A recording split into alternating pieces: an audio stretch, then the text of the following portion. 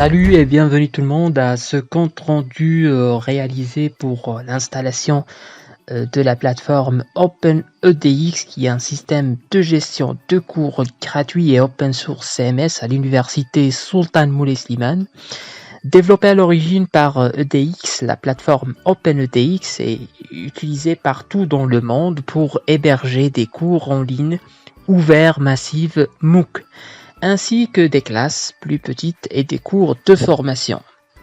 Lancez votre première plateforme OpenEDX avec ce guide détaillé étape par étape qui fournit des instructions détaillées sur la création de serveurs Ubuntu Linux, l'exécution des scripts de génération native d'OpenEDX et la configuration de votre nouvelle plateforme. Ce script d'installation est basé sur la méthode installation native d'OpenEDX Ubuntu 16.04 64 bits. La première fois que j'ai installé une instance d'OpenEDX, j'avais l'impression que j'étais à l'extérieur bourré. La documentation du projet est excellente, mais elle suppose une base de connaissances étendue qui, à l'époque, me manquait. C'est à combler certaines des lacunes de cette base de connaissances. Espérons-le de rendre la plateforme OpenEDX plus accessible. Il s'agit d'un script entièrement automatisé destiné à mettre en place une instance d'OpenEDX prête pour la production sur un seul serveur en fonctionnant sur un serveur peut-être Amazon Web Service AWS EC2 et Elastic Compute Cloud, également appelé serveur virtuel. Le script est installé sur une machine Ubuntu, sur une machine personnelle. Donc, le script installe les modules OpenEDX suivants. Système de gestion de l'apprentissage, LMS. Système de gestion de cours, CMS. Module Insight Analytics et API. Certificate Server pour générer des certificats d'achèvement de cours numériques. Découverte de cours, fournir aux apprenants un moteur de recherche de cours complet. Serveur de commerce électronique pour les cours payants, forum de discussion, XQ et RabbitMQ gèrent le multitâche asynchrone tels que les vivileuses automatiques de code de source d'ordinateur. Il s'installe également tous les sous-systèmes requis et tous les modules optionnels. Il installe tout sur l'instance de serveur unique dans laquelle vous avez lancé le script. C'est-à-dire que ce script ne fournit ni ne suppose aucune ressource AWS supplémentaire. Une fois le script terminé, vous trouverez la base de code complète du logiciel d'application dans /edx et une liste de mots de passe-fort générés automatiquement à l'adresse home/ubuntu/mypassword.yaml.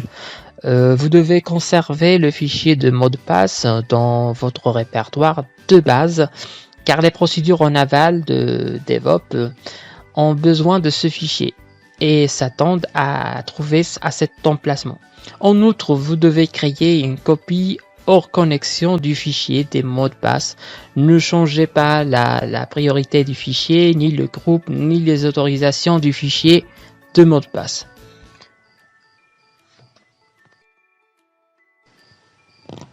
La plateforme OpenEDX exploite une multitude de technologies, ce qui constitue généralement un obstacle majeur pour nous tous. Du moins au début, pour ce que ça vaut, je connais pas mal certaines des technologies OpenEDX et presque rien sur tout le reste, contrairement à la documentation officielle. Vous devez créer une nouvelle instance de serveur en suivant les instructions. N'essayez pas d'installer OpenEDX sur une machine existante, cela ne fonctionnera probablement pas. Pire, vous allez probablement détruire le serveur existant. Ne tentez pas d'installer OpenEDX sur une version de Linux autre que Ubuntu 16.04 64 bits, ça ne marchera pas. N'essayez pas d'utiliser un fournisseur de services de cloud computing autre qu'Amazon, cela fonctionnera peut-être, mais vous volerez seul en termes de documentation. Gardez à l'esprit que la configuration matérielle minimale de la documentation OpenEDX correspond exactement à cela, le strict minimum techniquement réalisable. Vous avez besoin d'un équipement plus robuste pour un déploiement en production.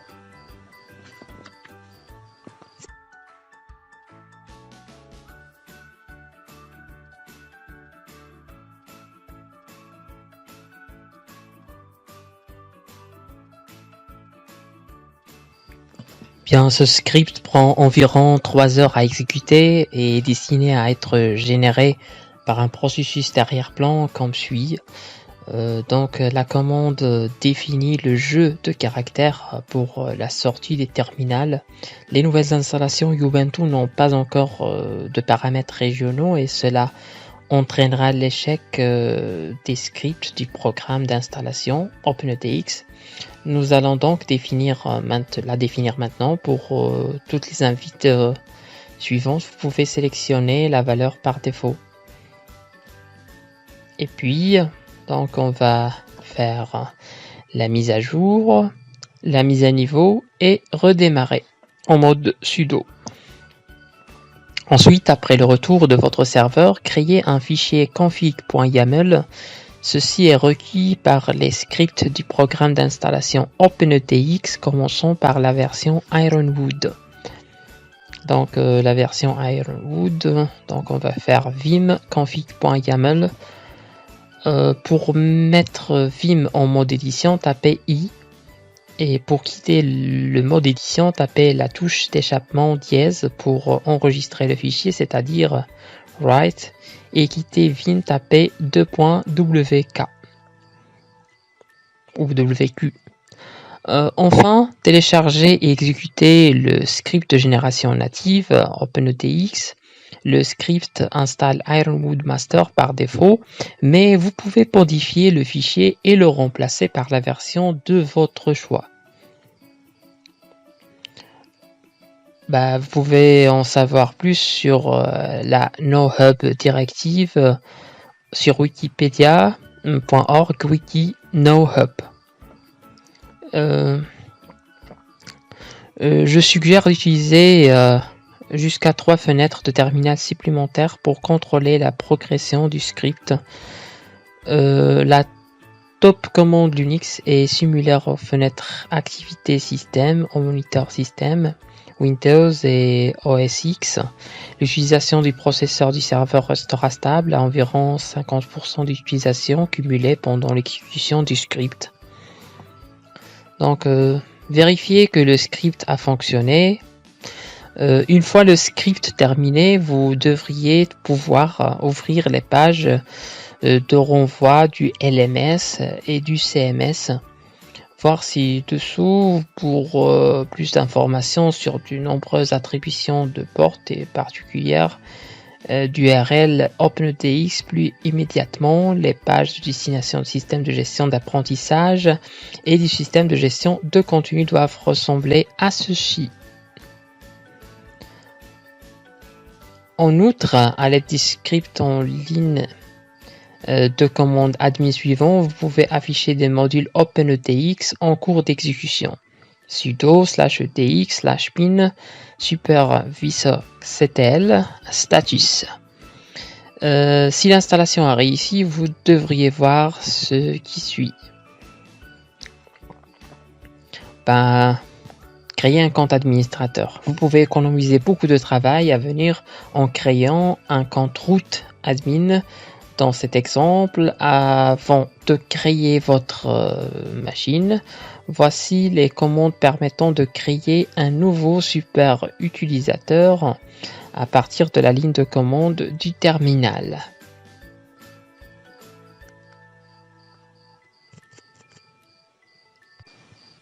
Le programme d'installation natif crée quatre fichiers JSON situés dans edx/app/edxapp qui contiennent les paramètres d'application Django les plus importants pour votre plateforme OpenEDX, notamment le nom de votre plateforme et le nom de domaine. Malheureusement, les fichiers ne sont pas conviviaux et pour aggraver les choses, il n'existe aucun moyen d'ajouter de la documentation à un fichier JSON. Quelques directives de configuration de base. Il n'y a que 4 fichiers de configuration pour l'ensemble de la plateforme. Ceux-ci sont situés dans edx/app/edxapp. Évitez de modifier LMS auth.json et CMS auth.json. Ces deux fichiers contiennent des dizaines de mots de passe créés de la plateforme OpenEDX au cours de la procédure d'installation native. Hormis la définition du mot de passe, pour votre compte messagerie SMTP, vous n'avez pratiquement aucune raison de modifier l'un ou l'autre de ces fichiers. Une copie de valeur de mot de passe d'origine existe dans le fichier mypassword.yaml. Toute modification apportée à l'un de ces 4 fichiers JSON prend effet après le redémarrage de la plateforme. Les instructions suivantes en ligne de commande vont démarrer votre plateforme.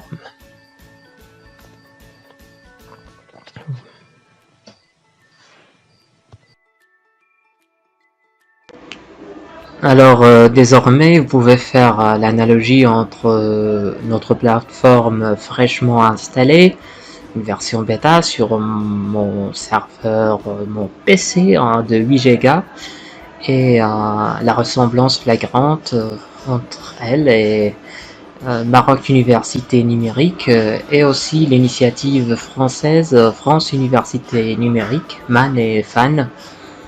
Mais il existe des erreurs, bien sûr, comme toute nouvelle installation. Ils ont installé leur serveur sur les serveurs Amazon, et ça c'est une simple installation sur un serveur simple, un ordinateur simple de 8 Go, 100 gigaoctets de stockage. Donc vous pouvez voir la similitude. Il y a un problème au niveau de l'importation. Vous pouvez importer un cours qui est déjà fait sur la plateforme MAN, mais ça reste à voir. Il y a toujours de la documentation, il y a un gros travail qui nous attend pour faire